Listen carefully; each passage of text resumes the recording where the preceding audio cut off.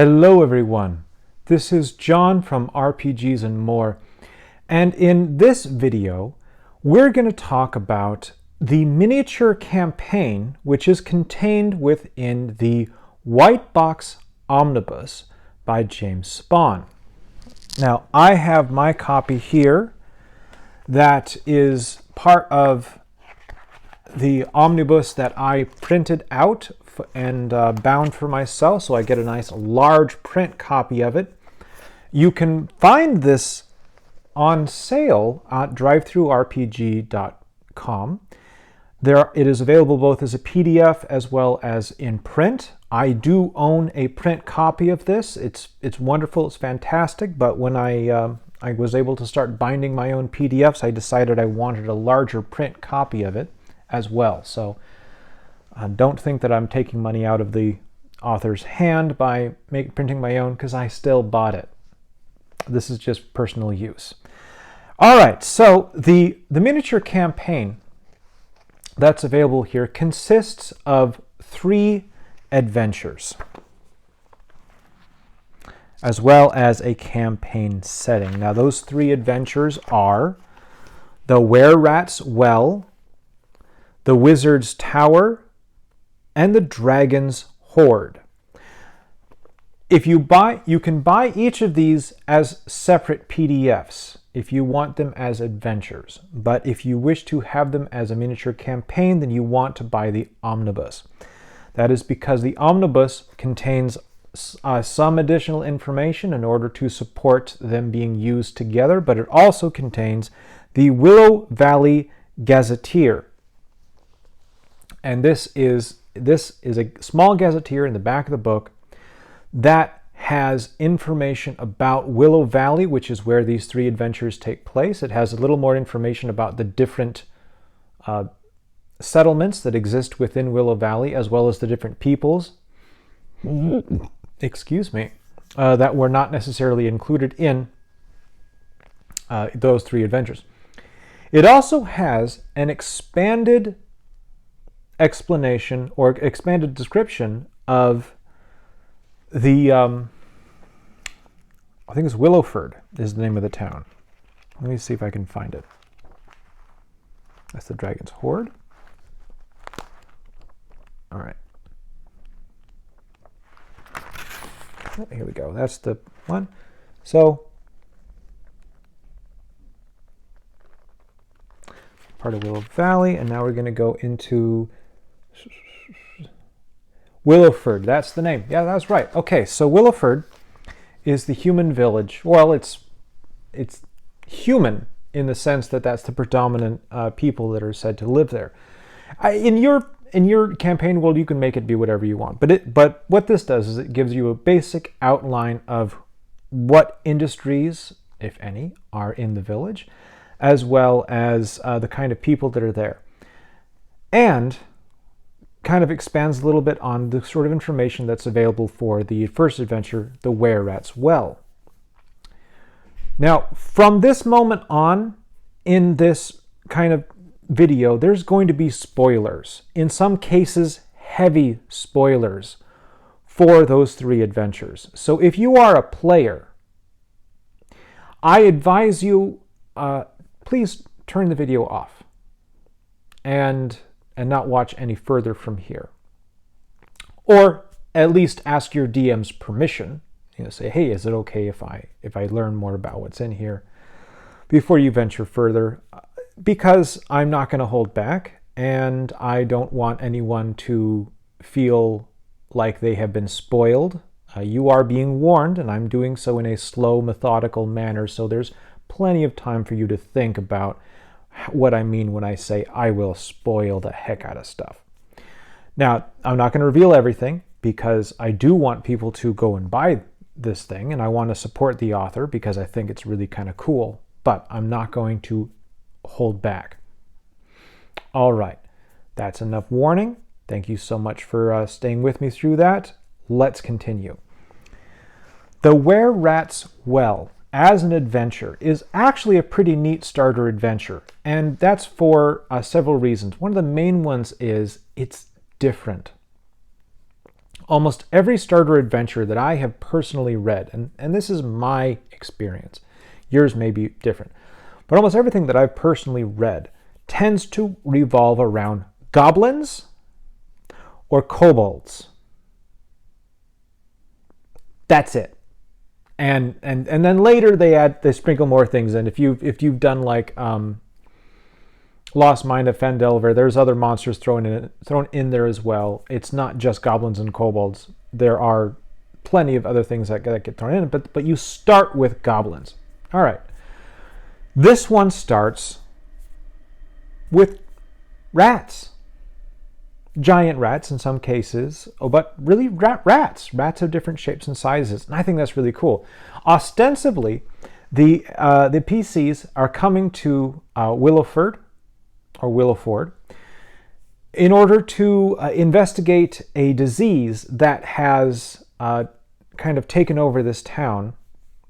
There's supposed to be some sort of great sickness that is the town is slowly succumbing to, and the sheriff of the town has recently died terribly of this disease, and so the PCs, in theory, the PCs may have been sent to that town as sort of a temporary replacement for the sheriff. Maybe the local lord kind of sent them there to say, hey, straighten the situation out while I figure out what to do because I'm worried about this other thing. You could do that. That would require creating something that exists outside of Willow Valley or reworking some of what exists in Willow Valley in order to make it function. But what's another idea? Excuse me. I like the idea of taking this and saying, no, the sheriff didn't die of the disease. The sheriff was murdered. Now, this is important because it connects to why these creatures are there, because those rats that are in the town are servants magically beholden to the were-rats that live in the well. Oh no, oh my goodness, you mean it's called the were-rats well, and there's a well and there's were-rats? Anyway, it's fun, I love it. Mr. Spawn, excellent. Mwah. It's all the right layers of silliness as well as just cool adventure. You know what you're getting into. There's no shock, no surprise here. There shouldn't be anyway. But my point is that what this does is, if you run this as it's written, it's great. It's a good adventure which pits them against foes that they think they understand. And then they end up going up against foes that they cannot normally defeat because were-rats are immune to attacks from weapons that aren't silver or magical in nature. And your characters are going to be first level, so you're not going to have a lot of either silver or magic when you're going into this. So that's where I think a murder investigation actually improves this one. It's not required. It's the track that I would take. And the reason why I think that is because it immediately, if they're sent to investigate a murder, the players are going to be thinking like detectives. And you can set this situation up in such a way that it lends itself well to that kind of let's interview the people, let's try to figure out what's going on scenario, because there are people that are being taken over, they're being infected with lycanthropy, in this case, were-rats. And once they become a were-rat, they become beholden magically and must obey the were-rat who is in command of this area. I don't remember it being given a name, so feel free to name someone. The were-rat came here from somewhere else. Excuse me. But that's not to say that the people who serve this were-rat have lost their sense of self. They could very well be the same people that you're interacting with on a day-to-day basis in Willowford, but at night or at the full moon or whatever you pick as your thing for your were-rats, they end up being transformed and are going to pursue an agenda. Now they might be pursuing that agenda during the day too, because they're beholden to this creature. And that kind of sets up a neat little sort of a scenario in the village where you've got one group of villagers who are beholden to this creature and are trying to subvert what's going on without allowing themselves to be detected. And one of them is the one who is guilty of killing the sheriff, because the sheriff figured out the secret and they weren't able to turn the sheriff. Maybe the were-rat attempted to turn the sheriff and it failed somehow, or the sheriff managed to escape, but the sheriff didn't get far enough and was tracked down and brutally murdered because they knew too much. But now this murder, that was a mistake too, because it was discovered by the town mayor, who is also the owner of the local tavern/inn location. And this person's kind of he's described as a rather solid, dependable former soldier type. He used to work as a caravan guard and an adventurer, and really is pretty stand-up guy. Now, I think this is great because he can become the dwarf is the owner of the local tavern. My apologies, because he owns the bar and he has an axe behind the bar, and he's a level 1 dwarf. Whatever OSR you're using, you can change that around to adjust for dwarven warrior or dwarven bard or whatever you want. It's up to you. But the idea being, this is done for white box, and in traditional white box, race is, or ancestry is, class. Not something I personally agree with anymore, but I understand where they're coming from a little bit. It doesn't bother me as much. Just don't use it.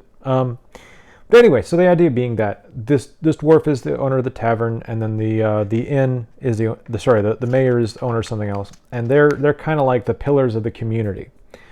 Now, in my imagination, these would be like the two people who were in charge of the parts of the population that are not turned to lycanthropy.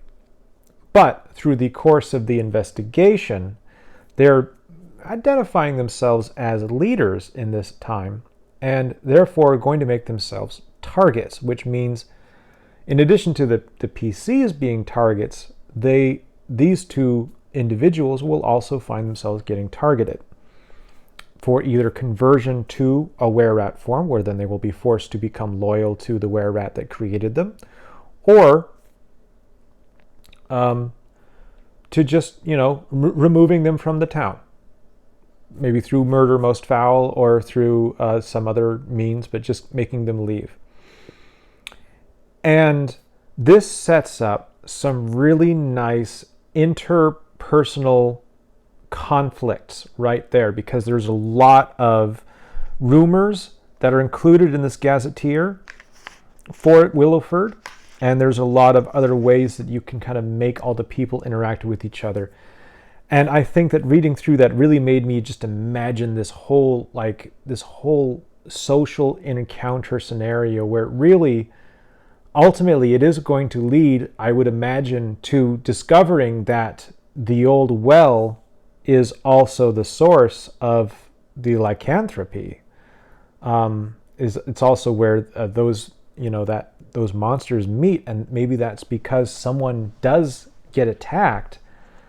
And then that person who attacks them, maybe they get wounded or they get hurt and they have to retreat down the well, and then the characters manage to track them, or they have to they track them back to their home and then manage to somehow get the word from them, from their home.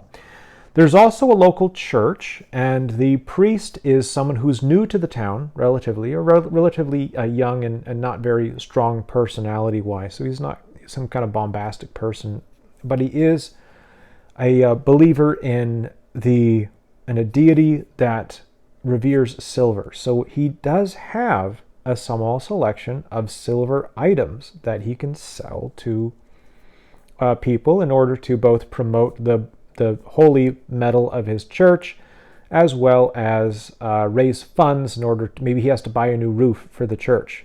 And so he's willing to sell these, I wouldn't want to call them sacred relics, but you could call them sacred relics considering how much they cost, because they're not cheap.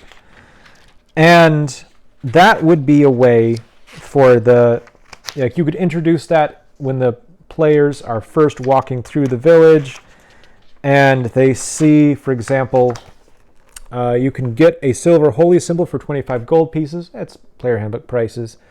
Silver arrows, 10 of them for 10 gold pieces. There's not a whole... The most expensive is a 30 gold pieces for a silver long sword. Now, that doesn't sound like a whole lot, but when I calculate out prices, I always assume that a copper piece is roughly equivalent to what the spending power of the dollar, the US dollar. And then a silver piece is roughly the equivalent of a $10 bill, which means that a gold piece is $100. Now, this is not exact. This is not like I'm not doing exact conversions here. I'm just giving as kind of a general idea of what you can buy for $1, you can buy for a copper, more or less, depending upon how easy it is for that village to produce that item. And that kind of helps give people an idea when the inn is going to charge them a silver piece for a stay for the night, then they get an idea of what is that's $10. I mean, that's really cheap, right? Well, maybe the inn isn't going to charge them 1 silver piece. Maybe they're going to charge them 9 silver pieces for a stay in the night. Well, now that's $90. That's expensive, but it makes more sense. And then a gold piece is $100, which means that something that costs 10 gold pieces is equivalent to $1,000. Now that silver longsword is going to be a $3,000 item because it costs 30 gold pieces. And when you look at it that way, it's a lot harder for a starting first level character to justify that expense. It becomes a moment of realization of, I need to spend $3,000, which is more money than most people are going to make in a month, in order to purchase this sword so that I can hopefully use it against a monster. And that's assuming the characters realize that the creatures are were-rats and that silver is what's going to hurt them. That's also part of the investigation of this, because they've got to figure that part out. There's nothing in here that kind of instructs them on what to do. So I could easily see a scenario where they end up fighting a were-rat, either in its rat form or in its humanoid form, although probably in its rat form, just, it's like rat hybrid form, because that would be awesome. And then realizing that their standard weapons aren't doing anything, and only their magic is able to temporarily drive it away, or maybe they have to run and hide, and they manage to get away from the were-rat at some point. And then they have to figure out how to fight these things. And that's when the investigation takes a turn.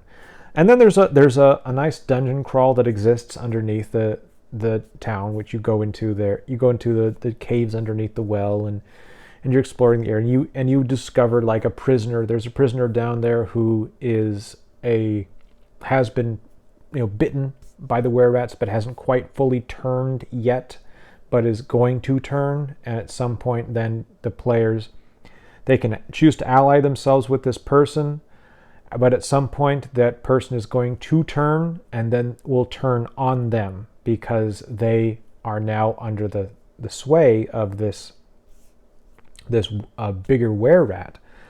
And maybe they'll turn right away and just go berserk and want to fight them. Or maybe they won't, and they'll simply try to lead them into a trap of some kind, or persuade them to join forces, leading them into a position where if they want to live, they have no choice but to join with the were-rats.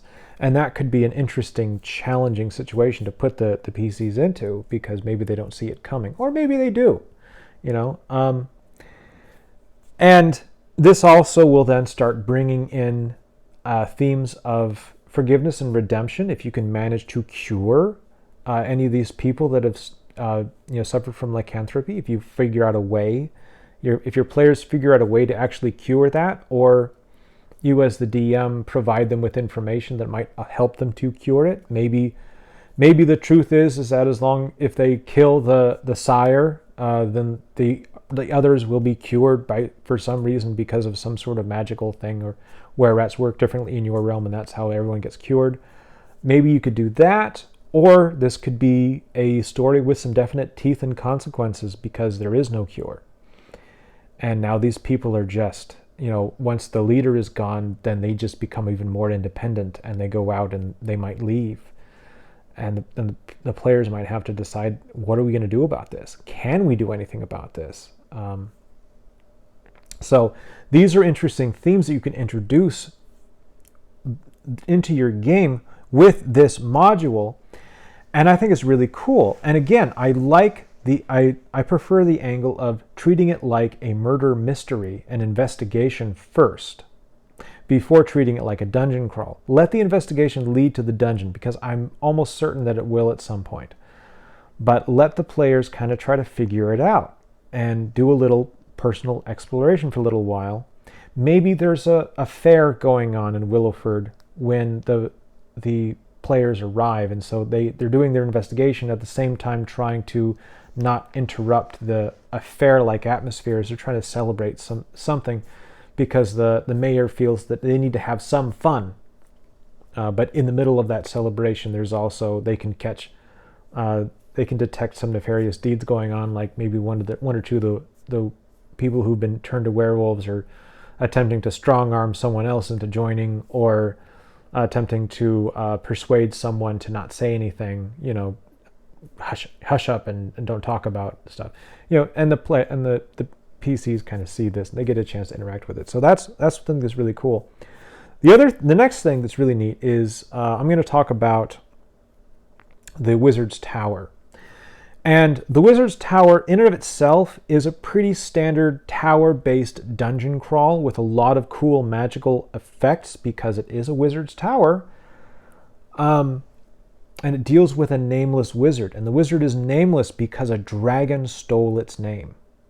Well, technically, the wizard traded the name to the dragon in order to gain magical power, and now is seeking to find a way to steal their name back from the dragon. Ooh, excuse me.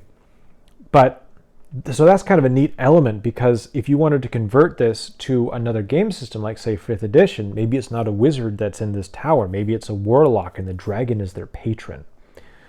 And that kind of lends itself to a fun little sense of role play there, because that dragon is the same dragon from the Dragon's Horde module. There's a connection there. And the nameless wizard is the one who hired or somehow persuaded the were-rat to move into the caves underneath Willowsford and start that whole process, because maybe the wizard thinks that they can use an army of were-rats in order to fight the dragon somehow, or take some resources from the Stonex Citadel, which is the local stronghold that's part of a mountain range. And all right, I'm going to talk about the Stonex Citadel. As written, it is described as a dwarven citadel. It's kind of heavily suggested that it's going to be that way. But when I first read about it in the history, it's not actually described as a dwarven citadel. It's simply a citadel. And if you were to go a route of there's a local lord in the area, I'd say that's the place where the lord would be.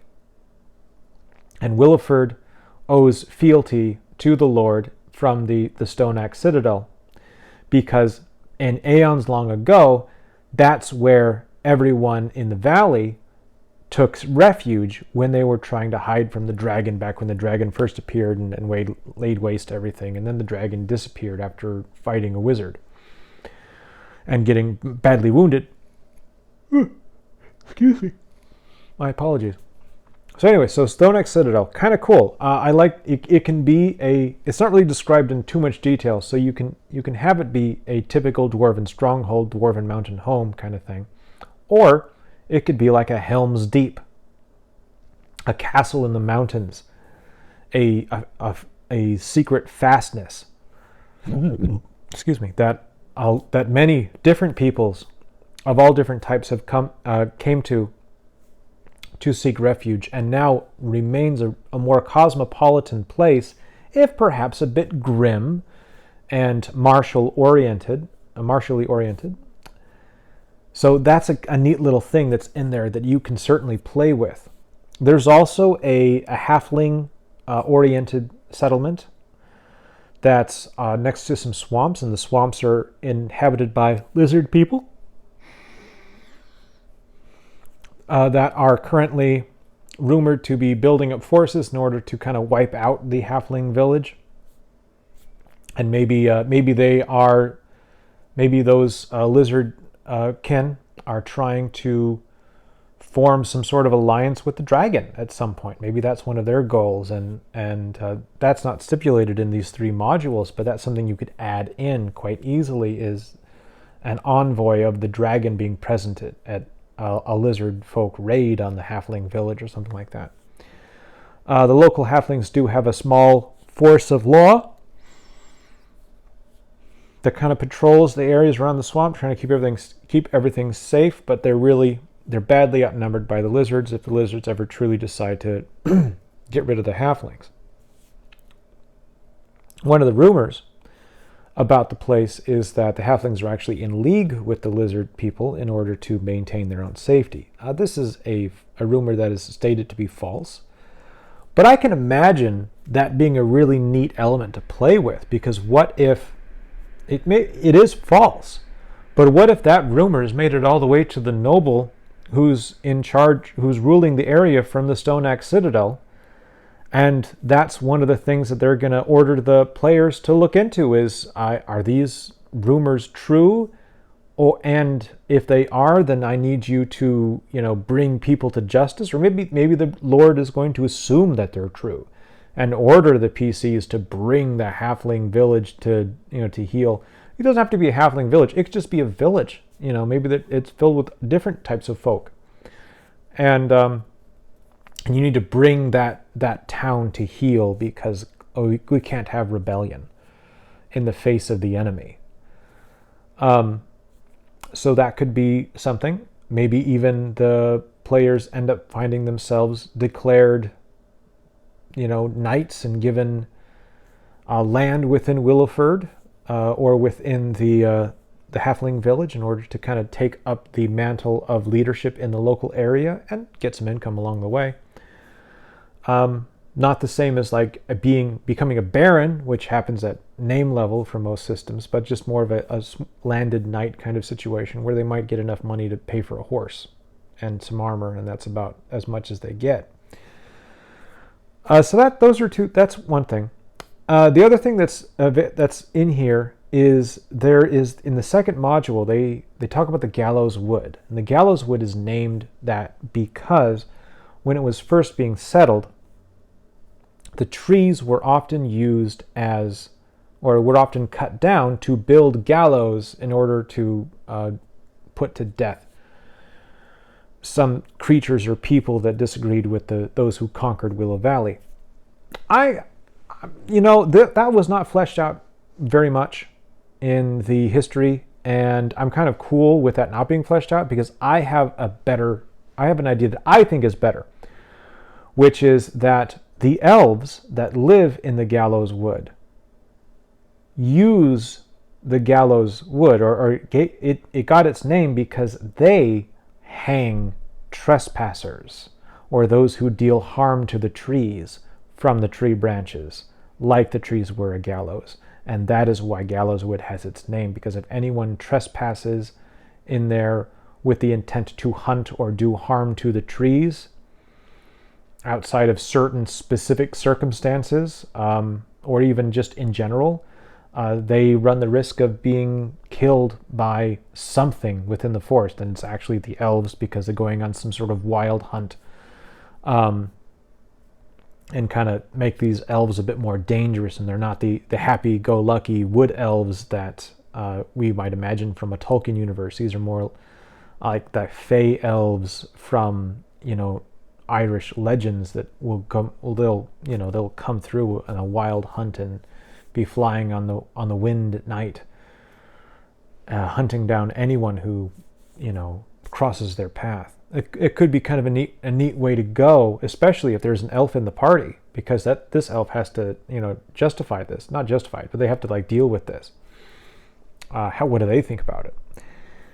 And that's kind of a neat thing, because the elves in the Gallows Wood could be the allies of the players' characters as they are trying to get to the tower, or they could become enemies. But the elves are also being hunted by a manticore, and so that gives the party kind of an in a sense, to to kind of gain the elves' favor, because they're hunting the manticore. Now, that's one way you could do it. Another way is having something else being a target of the elves, and the players kind of help take this thing out, maybe not even realizing what's going on. Maybe the elves are also having a conflict with the lizard folk, or with the were rats, perhaps, or another group of were rats, maybe. You can kind of play with it, and you can have some fun with it. And I would add more.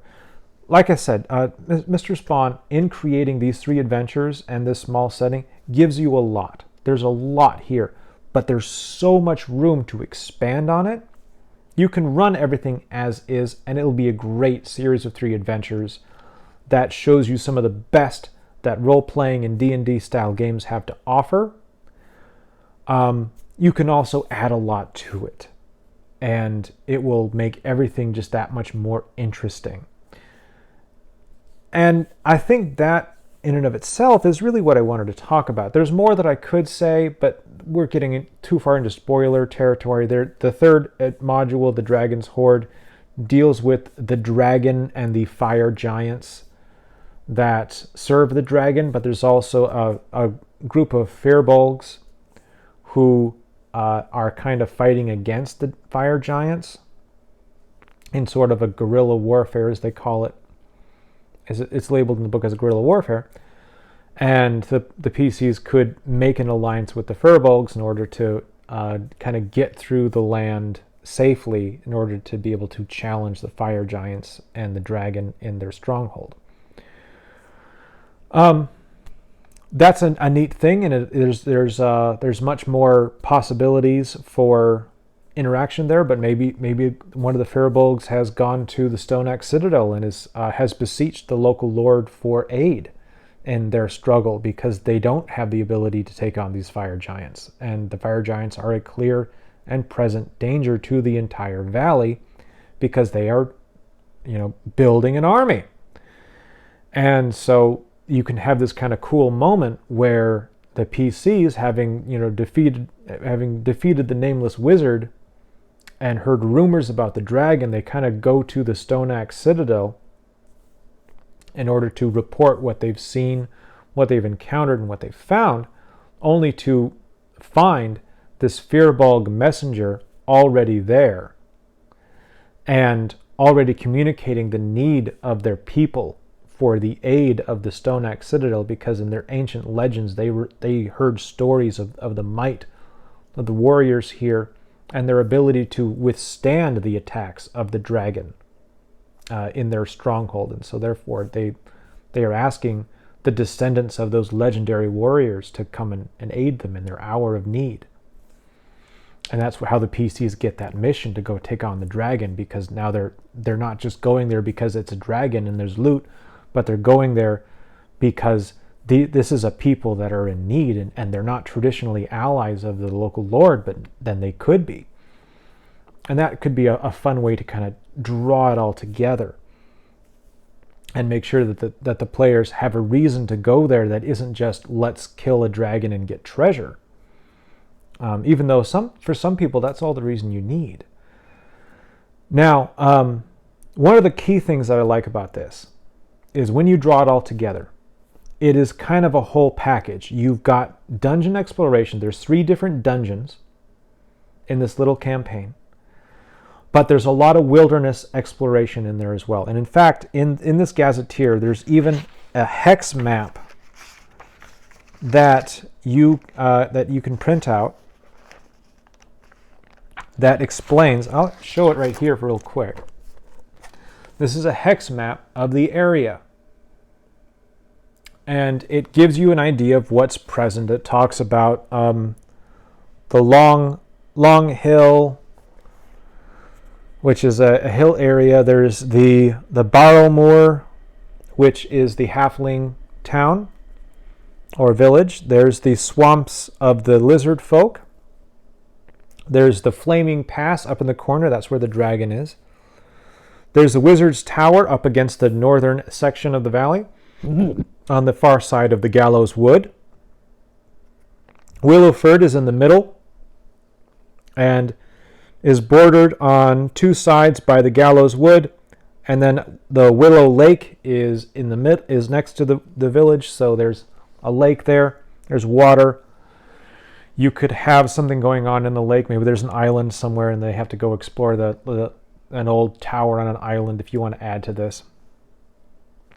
And then there's the road that leads from Willowford to Barrowmoor or to the Stonex Citadel.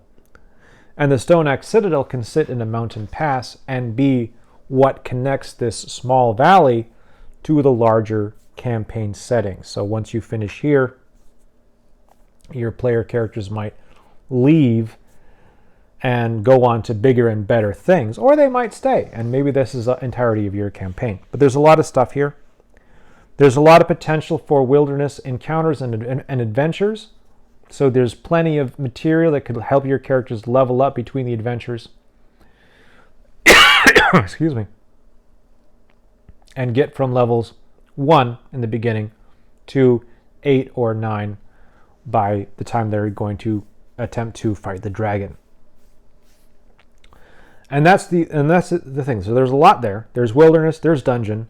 You're fighting giant rats, which it's different than most other starter modules, but at the same time it's still funny because it's rats and caves underneath the village. So you could argue that it's still rats in the basement, which many of us can laugh at.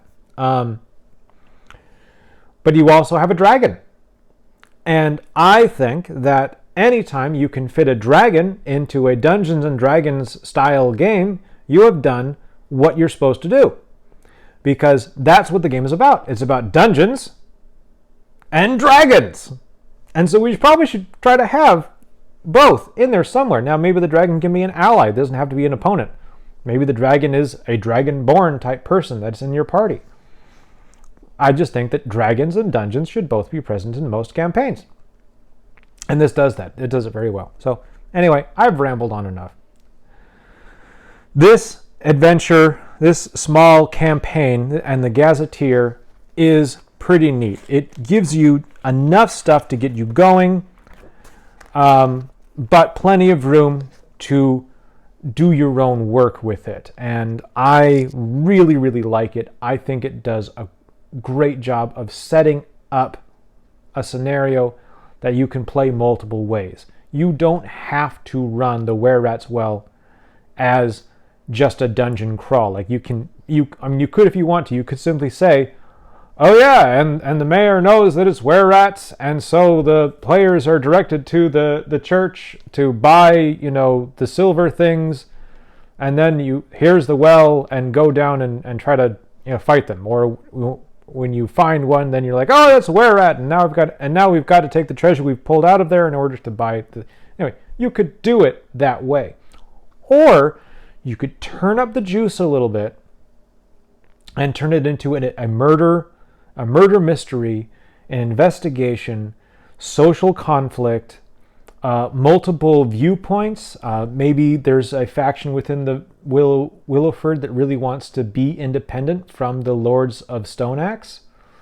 That's still also independent from the Were-Rat, and maybe the Were-Rat is playing the two off of each other a little bit and kind of creating this three-way struggle. So there's a lot of stuff you can do with this, and with the Elves of Gallows Wood, and with the Faribolgs of Fire Pass, in order to make this interesting. And that's not even bringing up the lizard folk. And there's other things in here too that are there's so much packed into one little valley. I think it's fantastic. It's wonderful. I support people using it. I'd hope that you'll take a chance to maybe pick up this PDF and give it a read, see what you think about it if you're interested in white box gaming. So that's it. I think I've talked enough. I hope you all have a wonderful day. Thank you very much for stopping by, and peace be with you.